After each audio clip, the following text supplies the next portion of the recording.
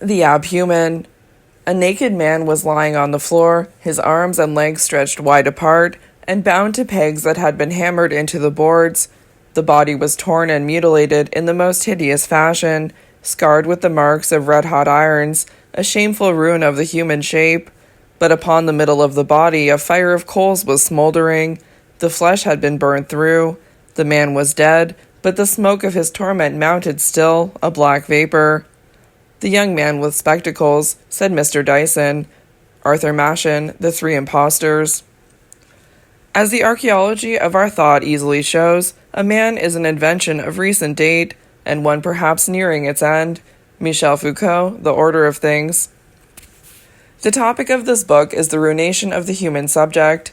Such a ruination, figured in the most violent, absolute, and often repulsive terms, is practiced insistently, almost obsessively, in the pages of British Gothic fiction at the end of the 19th century, 1800s, and the beginning of the 20th, 1900s. Or perhaps it would be more precise to say that the topic of this book is the ruination of traditional constructs of human identity that accompanied the modeling of new ones at the turn of the century. In place of a human body stable and integral, at least liable to no worse than the ravages of time and disease, the fin de siècle Gothic offers the spectacle of a body metamorphic and undifferentiated. In place of the possibility of human transcendence, the prospect of an existence circumscribed within the realities of gross corporeality. In place of a unitary and securely bounded human subjectivity, one that is both fragmented and permeable. Within this genre one may witness the relentless destruction of the human, and the unfolding in its stead of what I will call, to borrow an evocative term from supernaturalist author William Hope Hodgson, the abhuman. The abhuman subject is a not quite human subject, characterized by its morphic variability, continually in danger of becoming not itself, becoming other. The prefix ab signals a movement away from a site or condition, and thus a loss. But a movement away from is also a movement towards a site or condition as yet unspecified, and thus entails both a threat and a promise. The word abhuman may be seen as resonating with the psychoanalytic philosopher Julia Kristeva's formulation of abjection in Powers of Horror, an essay on abjection. Literally meaning cast away or cast under, abased, abjection is shaded by Kristeva to describe the ambivalent status of a human subject who, on the one hand, labors to maintain the illusion of an autonomous and discrete self-identity, responding to any threat to that self-conception with emphatic, sometimes violent, denial, and who, on the other hand, welcomes the event or confrontation that breaches the boundaries of the ego and casts the self down into the vertiginous pleasures of indifferentiation. To be thus outcast is to suffer an anxiety often nauseating in its intensity, but to embrace abjection is to experience jouissance. The fin de siècle Gothic is positioned within precisely such an ambivalence, convulsed by nostalgia for the fully human subject, whose undoing it accomplishes so resolutely, and yet aroused by the prospect of a monstrous becoming. One may read its obsessive staging and restaging of the spectacle of abhumanness as a paralysis, a species of trauma, but one must also note the variety and sheer exuberance of the spectacle, as the human body collapses and is reshapen across an astonishing range of morphic possibilities into slug men, snake women, ape men, beast people, octopus seal men, beetle women, dog men, fungus people. The last decades of the 19th century witnessed the re-emergence of the Gothic as a significant literary form in Great Britain, after its virtual disappearance in the middle of the century. While certain broad narrative and thematic continuities link this form to the late 18th century, 1700s, in Romantic Gothic novel, the fin de siècle Gothic rematerializes as a genre in many ways unrecognizable, transfigured, bespeaking an altered sensibility that resonates more closely with contemporary horrific representations than those generated at the far edge of the Enlightenment. More graphic than before, soliciting a more visceral readerly response than before, the fin de siècle Gothic manifests a new set of generic strategies, discussed below, which function maximally to enact the defamiliarization and violent reconstitution of the human subject. In Marxism and Literary Criticism, Terry Eagleton argues that a new artistic mode, or a significant development in literary form, may evolve out of a collective psychological demand having its roots in some massive social or ideological shift within a culture. Such an approach seems especially appropriate to the analysis of popular genres, of like-minded and structured text produced in quantity and consumed by a wide-ranging audience, since the very popularity of a genre speaks for its efficacy in interpreting and refiguring unmanageable realities for its audience. Gothic in particular has been theorized as an instrumental genre, re-emerging cyclically at periods of cultural stress to negotiate the anxieties that accompany social and epistemological transformations and crises. In the pages that follow, I will situate the fin de siècle revival of the Gothic in its new avatar as a genre centrally concerned with the horrific remaking of the human subject, within a general anxiety about the nature of human identity permeating late Victorian and Edwardian culture, an anxiety generated by scientific discourses, biological and socio-medical, which served to dismantle conventional notions of the human as radically as did the Gothic, which arose in response to them. Evolutionism, criminal anthropology, degeneration theory, sexology, pre-Freudian psychology, all articulated new models of the human as abhuman, as bodily ambiguated or otherwise discontinuous in identity. The end-of-century Gothic is a genre thoroughly imbricated with biology and social medicine, sometimes borrowing conceptual remodelings of human physical identity, as it did from criminal anthropology, sometimes borrowing narrative remodelings of human heredity and culture, as it did from the interrelated discourses of evolutionism, degeneration, and entropy, sometimes borrowing spatial remodelings of the human subject, as it did from the psychologies of the unconscious. As I have formulated my argument thus far, the fin de siècle Gothic might appear as purely reactive, emerging within late Victorian culture as a symptom of a general malaise occasioned by the sciences. The relationship between scientific and Gothic literary discourses is, however, far more complex than the formulation of genre as symptom would indicate.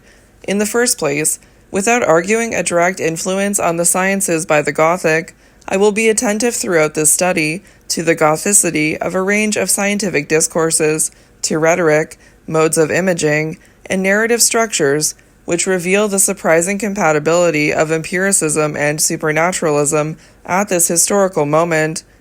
The province of the 19th century human sciences was after all very like that of the earlier Gothic novel. The pre-Victorian Gothic provided a space wherein to explore phenomena at the borders of human identity and culture: insanity, criminality, barbarity, sexual perversion, precisely those phenomena that would come under the purview of social medicine in later decades. A number of critics have pointed out the ways in which the earlier Gothic's invention of a systematic discourse of the irrational was radically to complicate and reshape understandings of human subjectivity in the realist narrative forms increasingly concerned with the intricacies of human consciousness. Understanding scientific inquiry as a culturally embedded rather than disengaged activity, one may speculate on its indebtedness, however subtle, to a Gothic sensibility newly available in the 19th century, despite the relative attenuation of the genre for 50 years. One must as well emphasize the sheerly disruptive force of such new concepts as natural selection, or the human unconscious. Pre-Freudian modelings of the unconscious, to take one example, increasingly revealed a human subject fractured by discontinuity and profoundly alienated from itself. The implications of Darwinism, to take another, were perceived as disastrous and traumatic, one might say Gothic, by a majority of the population. Gothic fiction, working in the negative register of horror, brought this sense of trauma to vivid life, supernaturalizing both the specific content of scientific theories and scientific activity in general. In this sense, it can be said to manage the anxieties engendered of scientific innovations by reframing these within the non-realistic, and thus more easily distanced, mode of Gothicity. The fin de siècle Gothic, however, did more than throw into relief and negotiate a crisis in the epistemology of human identity. For the Gothic served not only to manage anxieties about the shifting nature of the human, but also to aggravate them. I mean this in no pejorative sense.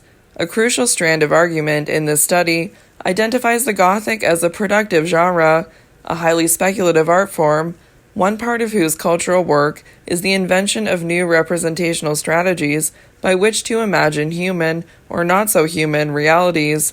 Here it should be seen as an opportunistic relation to the sciences.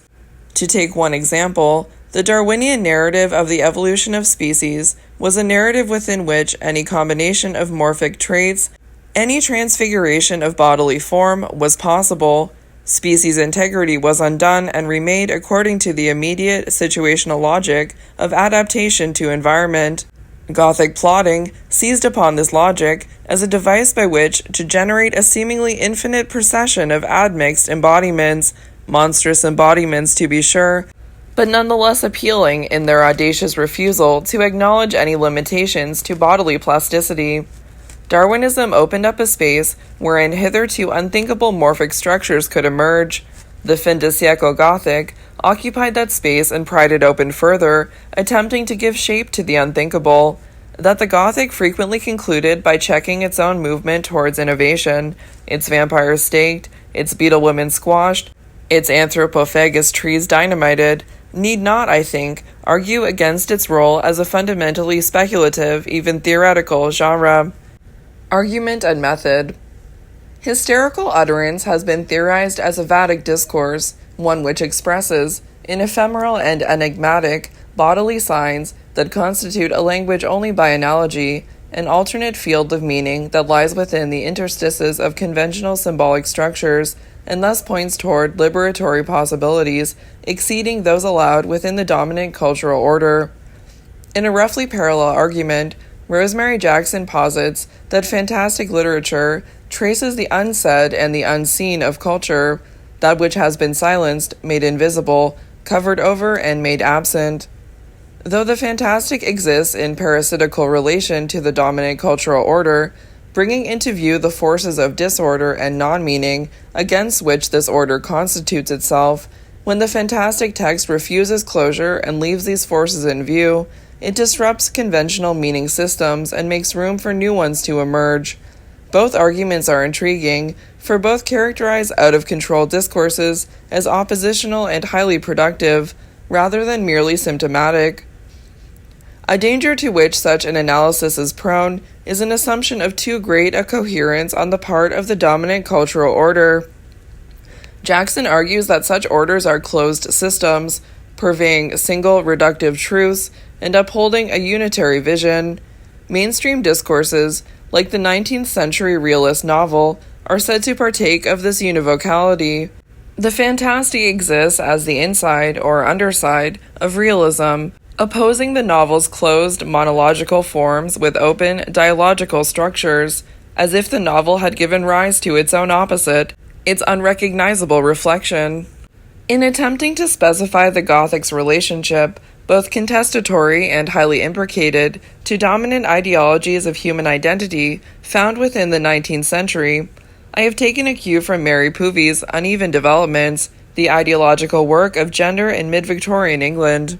Here Puvy argues against an understanding of ideologies as monolithic or invulnerable. They are instead contradictory formations in process, characterized simultaneously by apparent coherence and authenticity, and internal instability and artificiality. They are both contested and always under construction, always open to revision, dispute, and the emergence of oppositional formations. Puvy focuses on salient points of stress and fracture within Victorian gender ideologies, what she calls border cases, which serve to expose not only the artificiality of the binary logic that governed the Victorian symbolic economy, but also the historical contingency of the ideology in question. Very many recent studies have attended to precisely such border cases, emphasizing the uneven, if not utterly discontinuous and self-contradictory, nature of Victorian ideological formations. Since my argument is in general concerned with the fin de siècle Gothic's contestation of the meanings of human identity, it does assume that there was, during the 19th century, such a thing as a dominant understanding of the subject. But this is not to imply that human identity was uniformly and unproblematically conceived as unitary, discrete, and immutable. Critics like Nancy Armstrong and Virginia Gagne have demonstrated the immense cultural labor required to produce and maintain that entity variously known as the liberal humanist subject, the modern bourgeois subject, and the autonomous individual, whose features include self-sufficiency, self-continuity, a complex yet self-contained interiority, and the potential for full self-knowledge. A crucial part of that cultural labor was the Victorian impulse toward scientific classification and a subsequent normalization of the possibilities, bodily, subjective, sexual, of human identity. But ideologies of normative sexual identity, to take one instance, were not only fluctuable, self-contradictory, and highly contested during the 19th century. The concept of a self, whose essential nature was intimately linked to something called sexual identity, was very much under construction during the period.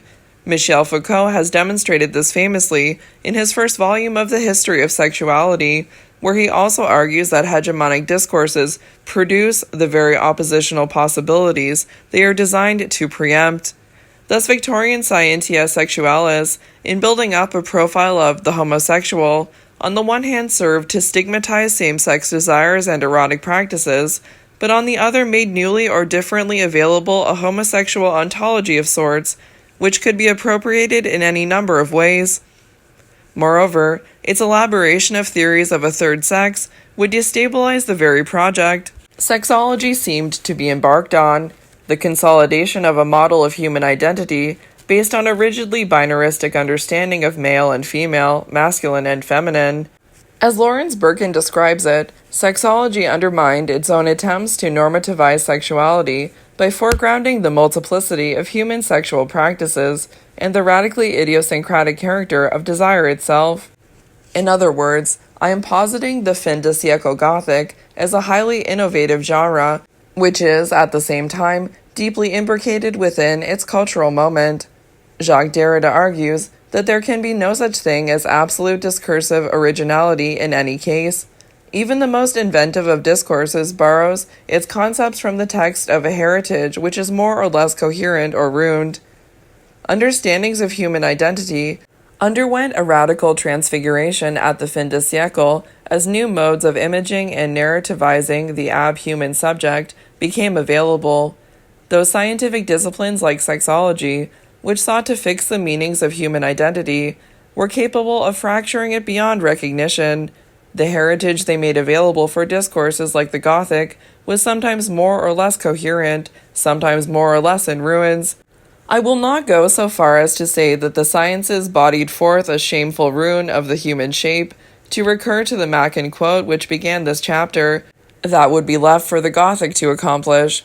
This study will trace the outlines of this shameful ruin and explore the vexing question of why and how the ruination of the human subject can afford such pleasure to those who witness it.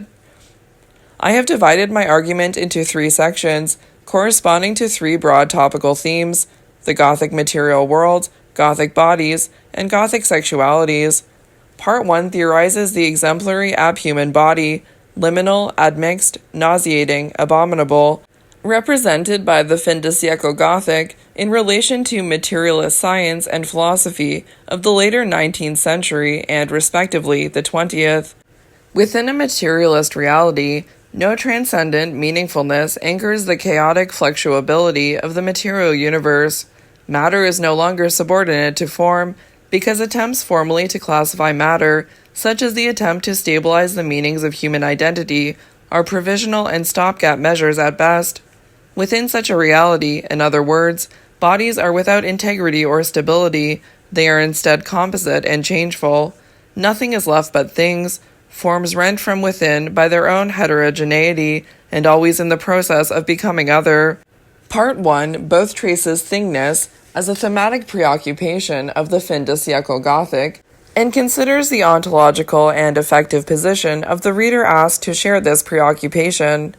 Part 2 situates the Gothics' making abhuman of the human body within a range of evolutionist discourses: Darwinism, criminal anthropology, and degeneration theory. Besides positing a too intimate continuity between humans and the lower species, Darwinism described the natural order as a disorder within which species identity was characterized by admixture and flux rather than integrity and fixity. Similarly, the Gothic represents human bodies as between species, always already in a state of indifferentiation or undergoing metamorphoses, into a bizarre assortment of human, not human configurations.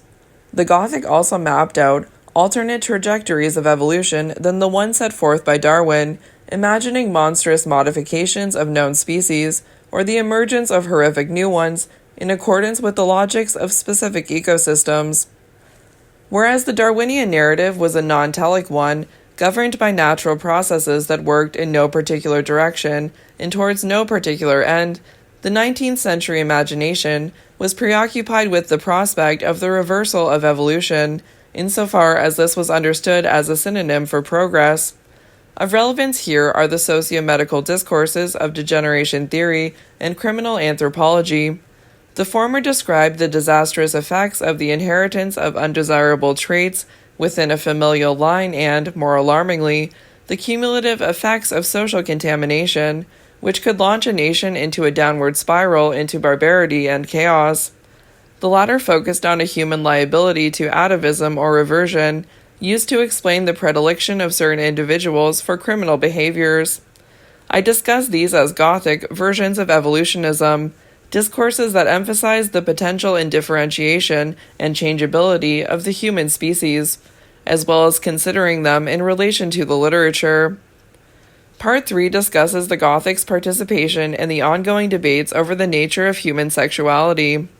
Despite attempts to stabilize the shifting meanings of human identity by a rigidification of gender roles, the late Victorian period was one verging on sexual anarchy, to use Elaine Showalter's evocative phrase. Not only was Victorian gender ideology a site of internal contradiction, for example, identifying women as dangerously defined by their bodies on the one hand, and ethereal, essentially disembodied creatures on the other, it was also a site of contestation on a number of social and discursive fronts. The Gothic seemed at times to reinforce normative sexuality by representing such behaviors as aggressive femininity and homosexuality as monstrous and abhorrent. But even within this register, a fundamentally anxious one, the Gothic served to multiply and thus destabilize the meanings of sexuality. Here it can be seen as analogous to the emergent discipline of sexology, which could only identify a normative sexuality by itemizing the numerous instances of perversion against which it was defined. Gothic plotting, working to invert and more radically admix gender and sexual attributes within a variety of abhuman bodies, unfixed the binarism of sexual difference, exploding the construct of the human from within.